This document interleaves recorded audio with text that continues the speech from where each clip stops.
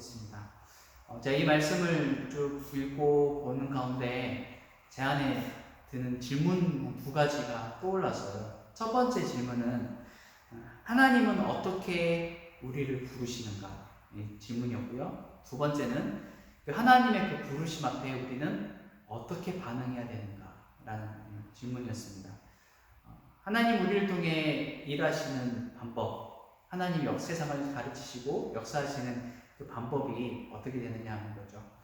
우리가 성경 말씀을 통해서 쭉 보고 또 살아온 역사를 쭉 읽고 보면서 느낀 거는 하나님은 일하실 때 반드시 사람을 통해서 일하신다는 사실이죠. 심지어 우리를 구원하기 위해 하나님의 방법을 구원하시는 방법이 인간으로 오신 예수님, 하나님이시자 사람이신 예수님을 통해 구원을 이루실 만큼 하나님은 사람을 통해서 그렇게 일하신다는 사실을 볼 수 있는 것 같아요.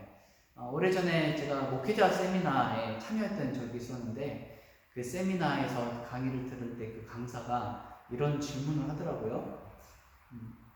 교회 사역에서 가장 중요한 게 뭘까요? 라고 이런 질문을 하더라고요. 그러면서 이제 답을 하기를 교회 사역의 가장 핵심적인 중요한 부분이 바로 사람이다. 어떤 사역적인 일들이나 어떤 일들이 이루어지고 관계가 맺어지고 또 어떤 사역에 대한 일들이 굉장히 세부적으로 나눠지고 하는 것도 다 중요하겠지만 그 사역의 일을 주체를 하고 있는 그 사람이 굉장히 중요하다라는 그 얘기를 하더라고요. 그러면서 목회자로서 성도를 어떤 누군가를 중요한 사람을 어떤 일을 맡길 때에 아무나 세우는 것이 아니라 그 일에 정말 합당할 만큼 그 일을 가능할 만큼 역량과 또 그 가능성이 충분히 있는지 없는지를 확인하고 세워야 된다는 거죠.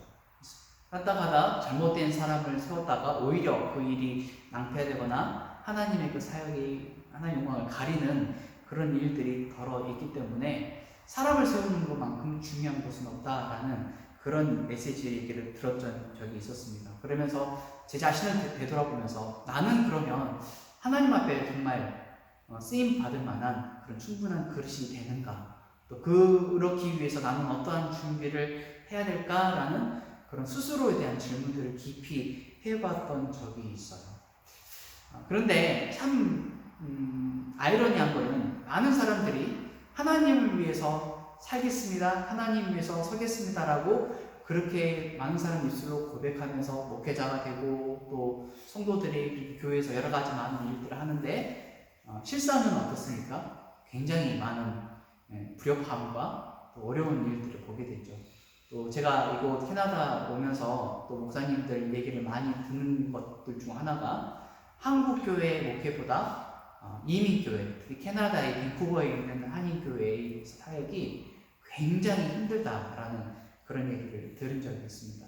그리고 제가 캐나다에 들어오기 전에 어떤 한 분을 통해서 저에게 부탁이나 권면이랄까요? 하셨던 말씀이 있었는데 이런 얘기였었어요. 홍 목사님 캐나다 밴쿠버 가시면 제발 그곳에서 좋은 목회자가 되십시오 라고 하는 그런 조언, 충고를 들었던 적이 있어요. 왜 그렇습니까? 라고 물었더니 본인이 캐나다에 있으면서 굉장히 안 좋았던, 좋지 않은 그런 소식들, 특히 목회자들에 대해서 그런 얘기를 들으면서 목사님이 가셔서 제발 좋은 목사님이 되시고 그곳에 좋은 선한 영향력을 미치는 그런 목회자가 꼭 되십시오라고 하는 그런 부탁, 조언, 충고 그런 얘기를 들었었어요.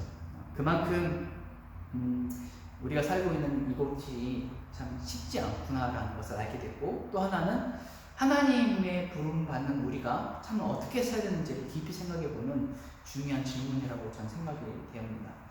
여러분 잘 아는 미국 남북전쟁 있잖아요. 남북전쟁 때 가장 중요한 역할을 했던 링컨 대통령을 다 아실 겁니다. 링컨 일대기의 그 책을 오래전에 봤던 적이 있었는데 그 링컨 일대기에 이런 대목이 있어요.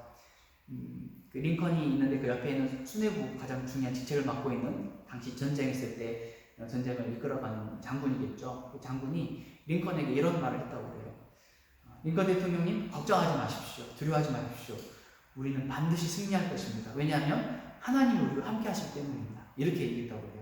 그 말을 듣고 링컨이 이렇게 대답했다고 그래요. 여보게 잘 들어보게나 저기 남측에 있는 교회와 또 남측에 있는 성도들, 남측에 있는 그 그리스도인들도 이런 말을 한다면 걱정 마십시오. 하나님이 우리와 함께 하십니다. 또 북측에 있는 성도들, 북측에 있는 교회들, 또 북측에 있는 많은 사람들이 이런 말하죠. 하나님이 우리와 함께 하십니다. 그러면 누가 맞을까요? 그래서 대통령이 링컨이 이런 말을 했다고 그래요. 하나님이 우리와 함께 하는 것이 중요한 것이 아니라 내가 하나님 편에 있는가, 하나님 편에 있지 않는가, 그것이 더 중요한 것이라네요. 우리는 하나님의 뜻을 구하고 하나님 앞에 서서 하나님이 원하시는 것이 무엇인지를 깨닫고 그 일들을 해가는 것이 결국에는 이 전쟁에서 승리하는 방법이라는 이런 일화와 이런 얘기를 한 적이 있었죠. 그 얘기를 들으면서 참 그렇구나. 우리가 다 하나님 부름받고 하나님 앞에 쓰임받고 그렇게 살겠다고 고백했는데 정작 정말 하나님이 원하시는 하나님 뜻하시는 그 계획 가운데 우리는 서 있느냐라는 이 질문에 대해서 우리는 깊이 해봐야 된다는 생각을 해보게 돼요. 제가 이런 질문을 하는 이유가 아까 첫 번째 질문이 있었죠. 하나님 우리를 어떻게 부르십니까? 이 질문에 대해서 저는 답을 해보고 싶어요. 오늘 질문에 보면 그 답이 있다고 생각이 되는데요. 먼저 예수님의 삼중직을 먼저 얘기해 볼게요. 삼중직을 얘기하고 이 본문의 말씀을 봤으면 좋을 것 같아요. 뜬금없이 왜 예수님이 삼중직이냐? 근데 연관이 있어요. 신학에서 예수님의 세 가지 직분을 얘기하거든요. 혹시 아시나요? 예수님의 세 가지 직분, 중요한 직분입니다. 첫 번째는 예수님은 제사장이라는 직분을 갖고 계시죠. 대제사장, 히브리에서도 나오지만 대제사장적인 직분을 갖고 계시죠. 두 번째는 왕이죠. 왕으로서의 직분을 갖고 계십니다. 세 번째 뭘까요? 예수님은 선지자적인 직분을 갖고 계세요. 그래서 세 가지 삼중직이라고 이렇게 하거든요. 구약에서 하나님이 사용하시던 하나님의 그 쓰임 받았던 사람들의 이 세 가지 직분이 나오죠. 제사장, 왕, 그리고 선지자입니다.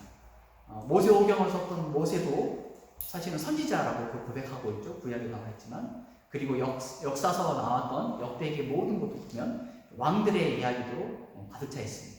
그리고 분열왕국 시대부터 나왔던 모든 마지막 그 시대까지 선지자들이 나와서 대선지서, 소선지서 이렇게까지 이야기가 나오면서 보게 되죠. 그러니까 구약에 있는 성경에 나왔던 흐름의 대표적인 그 직분들이 제사장, 왕, 선지자 이 세 가지 직분을 가지고 있는 사람들을 통해서 대체적으로 흘러간다는 것을 보게 됩니다. 물론 예외라는 것도 있어요. 특히 여인들 다말이라든지 롯이라든지 이런 여인들을 통해서도 하나님은 새로운 구원의 역사들을 이루어가죠. 근데 중요한 주류의 역사의 성경의 가장 중심된 축에는 이 제사장, 왕, 선지자라는 이 세 가지 직분을 통해서 이야기가 흘러간다는 것을 알 수 있어요. 제가 이 이야기를 하는 이유가 있습니다.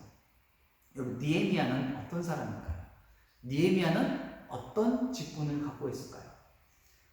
느헤미야와 함께 동행했던, 함께 당시 하나님의 놀라운 일들을 일으켰던 에스라라는 사람이 있죠. 에스라, 느헤미야, 에스더 이 세 가지 서를 같은 시대로 보거든요.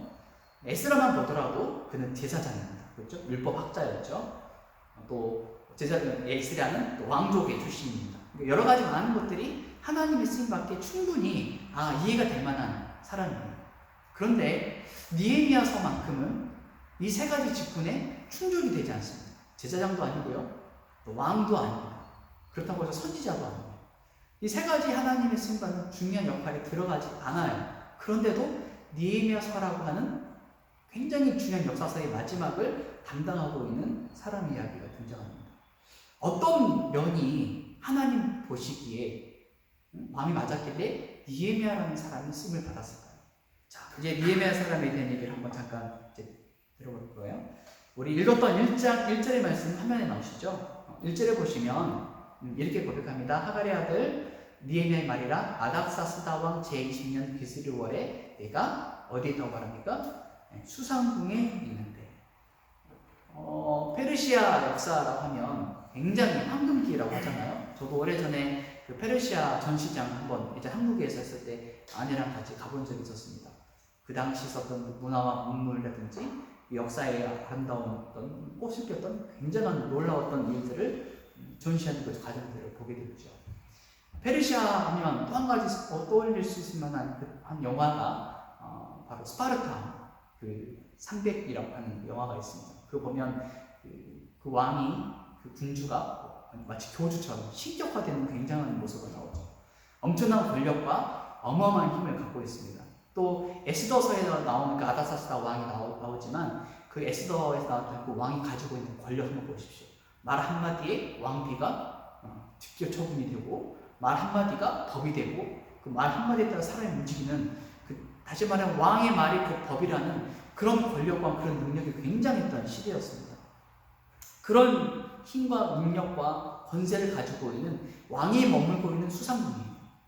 그 니에미야가 그 아닥사스다 왕이 다스리던 그 수상궁의 신하로서 있는 거죠. 어찌 보면 인간적으로 봤을 때 니에미야는 사실 먹고 사는데 전혀 부족함이 없는, 사실 포로 유대인으로서 그 이방 나라에서 다른 나라에 다스리고 있는 그 왕의 신하로 있다는 것은 굉장한 큰 특권이라고 할 수 있겠죠. 거기서 가지고 있는 먹고 살 수 있을 만한 충분한 여력이 그 안에 있었습니다. 자기의 먹고 잘 살고도 마지막까지 노년의 인생까지 모든 것이 보장되어 있는 그런 삶이라고 할 수 있겠죠. 그런 그가 정말 세상 어느 것 봤을 때 부족함이 없는 그가 했던 일이 뭘까요? 2절 한번 보시면 놀라운 고백이 나옵니다. 내 형제들 가운데 하나인 하나냐가 두어 사람과 함께 유다에 내게 이르기로 내가 그 사로잡힘을 면하고 남아있는 유다와 예루살렘 사람들의 형편을 물으지. 그가 니에미야가 욥처럼 고난 가운데 있었다, 아니면 다윗처럼 피난 가운데 있었다, 도망자의 신분에 있었다, 그런 상황 가운데 힘들고 어려운 사람들의 형편을 살펴보고 물어본다고 한다면 충분히 이해가 됩니다. 우리 한자어로 동변상련이란 말이 있죠. 아픈 사람이 똑같은 아픈 사람이 처지를 안다고. 근데 니에미야는 그러지 않아요. 자기의 형편은 모든 것이 다 퍼펙트하게 주어졌습니다. 그런데 그런 그가 했던 이야기가 무엇입니까? 하나냐 친구들을 통해서, 가까이 있는 사람들을 통해서 예루살렘의 형편을 물어봤다는 거죠. 저는 이게 굉장히 중요한 사실이라고 생각이 들어요. 그의 신분에 있어서 어떤 왕이나 왕족이나 아니면 제사장 그런 신분을 떠나서 그가 하나님 편에서 하나님의 원하시는 마음과 하나님의 안타까운 사실들을 그는 그 마음속에 두고 있었다는 거죠. 그 마음속의 중심이 뭐냐면 바로 하나님의 성전이었습니다. 하나님을 예배드렸던 거룩한 그 장소, 하나님의 성전과 예루살렘에 대한 마음이 항상 그 안에 있었다는 거죠. 그것만 보더라도 그가 수상궁에서의 삶이 어떤 삶을 이었는지를 충분히 우리는 짐작할 수 있다는 생각이 들어요. 자, 그렇게 물었을 때 대답에 대한 표현이 무엇이었습니까? 3절과 4절인데요. 우리 한번 읽었지만 다시 한번 여러분들이 한번 읽어봤으면 좋겠어요. 3절과 4절 같이 읽겠습니다. 시작. 그들이 내게 이르되 사로잡힘을 면하고 남아있는 자들이 그 지방 거기에서 큰 환난을 당하고 능력을 받으며 예루살렘의 성문은 허물어지고 성문을 불탔다 하는 자. 4절이요. 내가 이 말을 듣고 앉아서 울고 수일 동안 슬퍼하며 하늘의 하나님 앞에 심판하는 기도하리라. 자, 니에미야가 한편을 물어봤습니다. 어떻습니까? 어떠냐라고 물었을 때 그 얘기가 뭐였죠? 3절에서 성문들은 불탔고 하나님의 쓰임 받았던 그 모든 것들은 다 아무것도 없는 상태가 됐다라는 그런 얘기를 들었습니다. 그 얘기를 들었을 때 니에미야의 태도가 바로 울었다라고 말했죠. 4절 보시면 내가 이 말을 듣고 앉아서 울고, 즉각적으로 그가 했던 표현이 앉아서 울었다는 거죠. 그 마음속에 하나님의 성전, 하나님의 거룩한 그 나라, 그 땅이 내가 생각했던, 내가 바라봤던 것보다 너무나 처참하게 무너졌던 이 상황에 대해서 너무나 표현할 수 없는 자신의 표현을 나타내고, 그만큼 하나님을 향한, 하나님의 성전을 향한 마음이 얼마나 컸는지를 알 수 있죠. 저는 이 말씀을 보면서 그 당시 왜 하필이면 니에미야라는 사람이 이런 마음을 가졌을까라는 생각을 해보았어요. 충분히 하나님의 성전에 대해서 안타까워하는 마음들을 가지고 있는 사람들이 아마 있을 수도 있고 없을 수도 있겠죠. 그런데 유난히 니에미야는 이것에 대해서 애통해하는 마음을 가지고 있었다는 거죠. 저는 이 말씀 구절이, 이 부분이 바로 하나님이 니에미야를 사용하시는 결정적인 증거가 아닐까라는 생각을 해봅니다. 여기서 우리가 바라봐야 할 것이 있어요. 하나님이 원하시고 하나님이 관심이 있으신 것들이 과연 무엇인지를 아는 사람, 하나님이 생각하는 것을 같이 생각하고 하나님이 꿈꾸는 것을 같이 꿈꾸고 심지어 하나님이 마음 아파하는 것을 같이 마음 아파할 수 있는 그런 사람들이 하나님은 찾고 계신다는 거죠.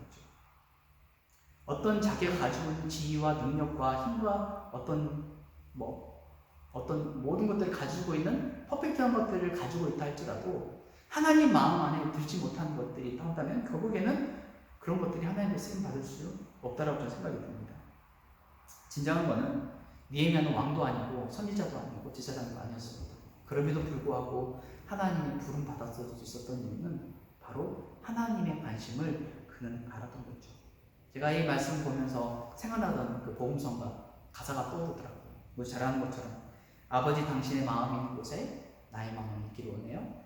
당신의 눈물이 고인 곳에 나의 눈물이 보이기를 원해요. 아버지 당신이 바라보는 영혼에게 나의 마음이 있기를 원해요.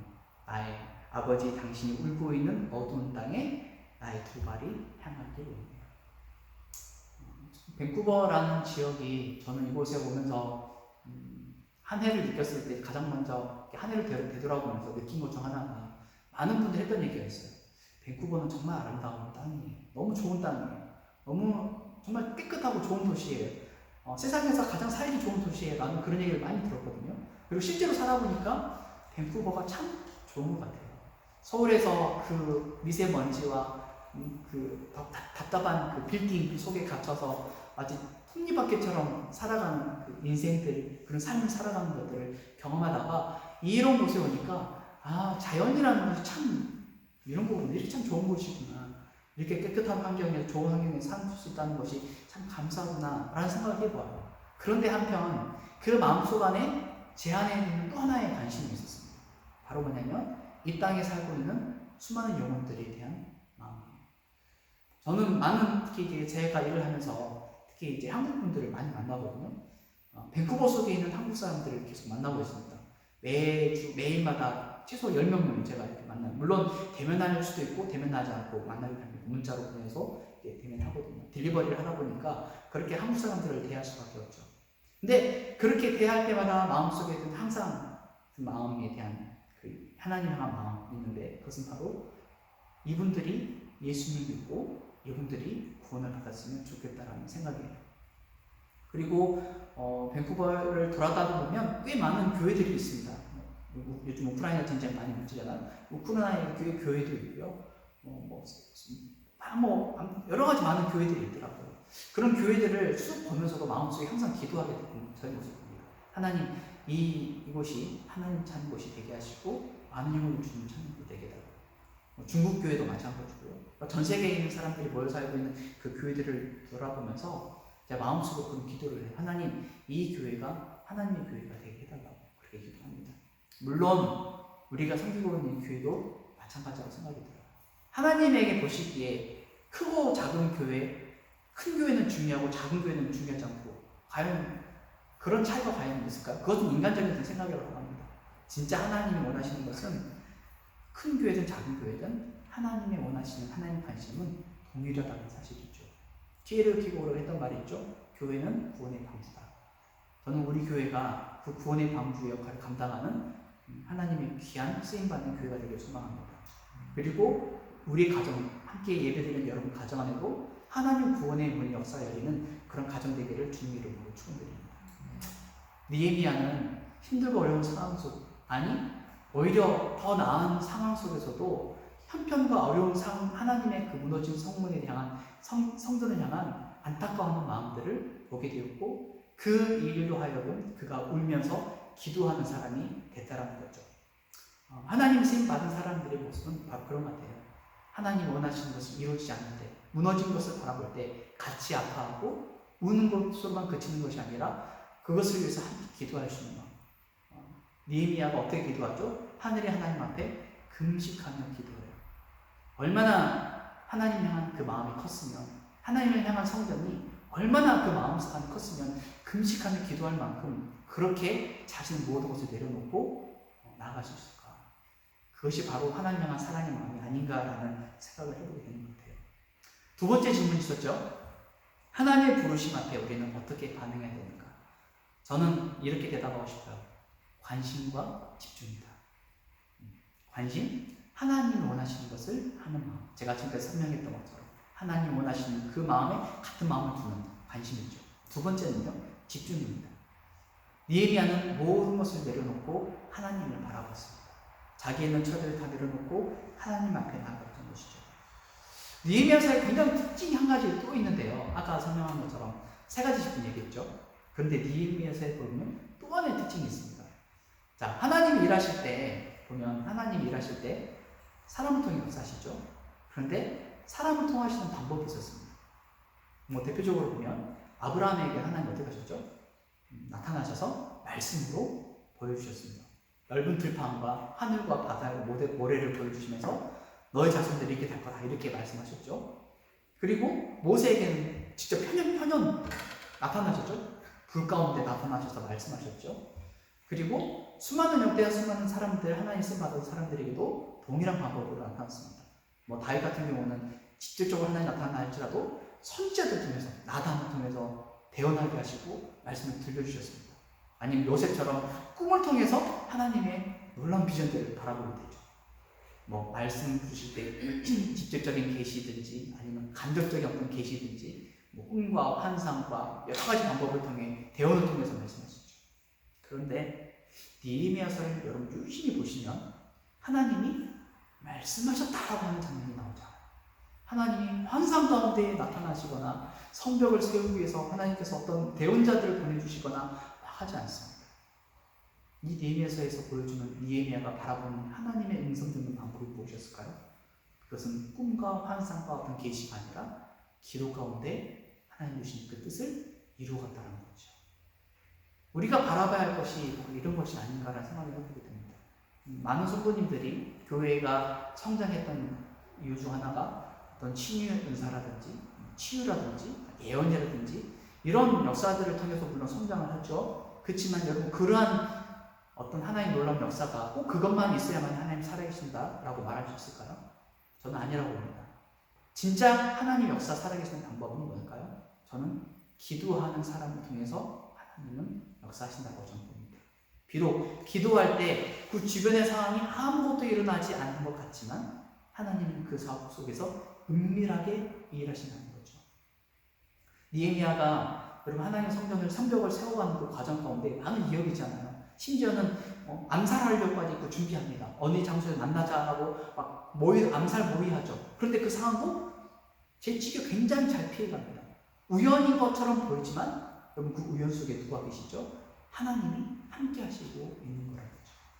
수많은 적군들이 느헤미야를 방해하고 하나님의 성벽을 방해하려고 했을 때 오히려 돕는 사람들이 나오고 또 심지어는 느헤미야가 슬퍼하며 금식하며 애통하고 있을 때에 왕이 와서 직접 물어서 왜 그렇게 수심 가운데 있느냐? 내가 무엇을 도와주느냐? 라고 하면서 하나님의 성벽을 세울 수 있는 모든 것들을 다 지원해주고 협력해주고 돕는 사람들을 보내주고 하나님을 들어보게 되죠. 사람들의 그 관계 속에 역사하시는 하나님의 일들을 보게 되더라는 거죠. 저는 그래서 이 말씀 가운데 이렇게 결론을 내리고 싶습니다. 하나님의 쓰임받는, 하나님 부름받는 우리가 해야 할 일이 뭐냐?